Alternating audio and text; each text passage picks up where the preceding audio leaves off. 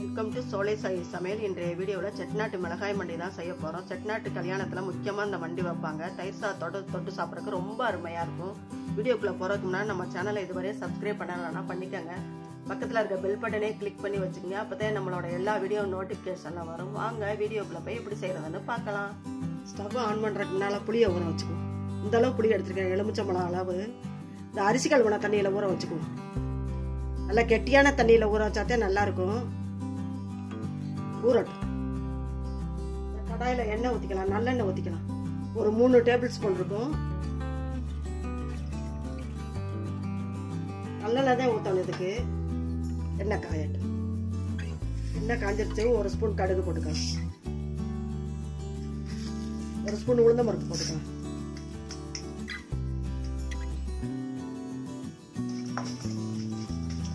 நல்லா பொரியட்டும்.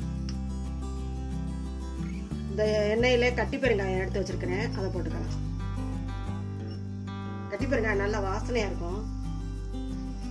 பெருங்காயம் பொரியட்டும்.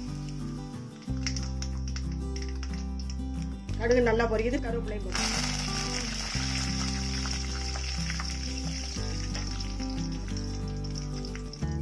சின்ன வெங்காயம் அரைஞ்சி வச்சிருக்கிறேன், அதை போட்டுக்கலாம். மண்டிக்கு சின்ன வெங்காயம் தான் நல்லா இருக்கும். ஒரு 25 வெங்காயம் இருக்கும். வெங்காயம் வதங்கட்டும். இந்த டைத்துல பச்சை மிளகாயும் போட்டுக்கலாம். இந்த மாதிரி அரைஞ்சி வச்சுக்கிறேன். ஒரு 10 மிளகா இருக்கும். இதையும் போட்டு வதக்கிக்கலாம். நல்லா வதங்கணும். ரெண்டும் வெங்காயம் வதங்குறதுக்கு உப்பு போட்டுக்கலாம் தேவையான அளவு.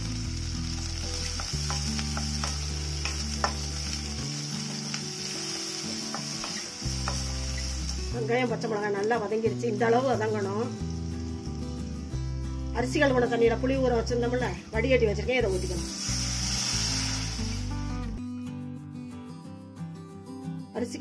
அரிசி கழுவுன தண்ணியில தான் ஊற வைக்கணும். சாதா தண்ணியில வச்சா ரொம்ப காரமா இருக்கும், வேகமா இருக்கும் ஒரு மாதிரி. இதுனா நல்லா டேஸ்டா இருக்கும். எங்க அம்மாலாம் சாம்பார் வைக்கும் போது கூட புளி ஊற வைக்கிறதுக்கு அரிசி கழுவுன தண்ணியில தான் வைப்பாங்க.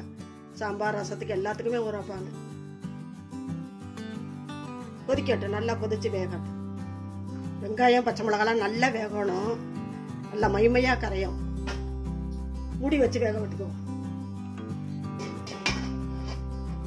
அரிசி கழுவுன தண்ணி சமையல்ல சேர்த்துக்கிறது அல்சர் குறையும், ஹீட்டு பாடி ஹீட்டு குறையும். இட்லிக்கு போடுற அன்னைக்கு நீங்க இந்த மண்டி வச்சீங்கன்னா தண்ணி நிறைய கிடைக்கும். நல்ல கெட்டியான தண்ணி வச்சாதான் நல்லா இருக்கும், டேஸ்டா இருக்கும். காரம் கம்மியாகும். கொதிச்சு வேகட்டு பார்ப்போம். பச்சை மிளகாய் வெங்காயம்லாம் நல்லா வெந்துருச்சு. இந்த டயத்தில் 1 ஸ்பூன் வெல்லம் போட்டுக்கலாம். இந்த அளவு போட்டுருக்கேன்.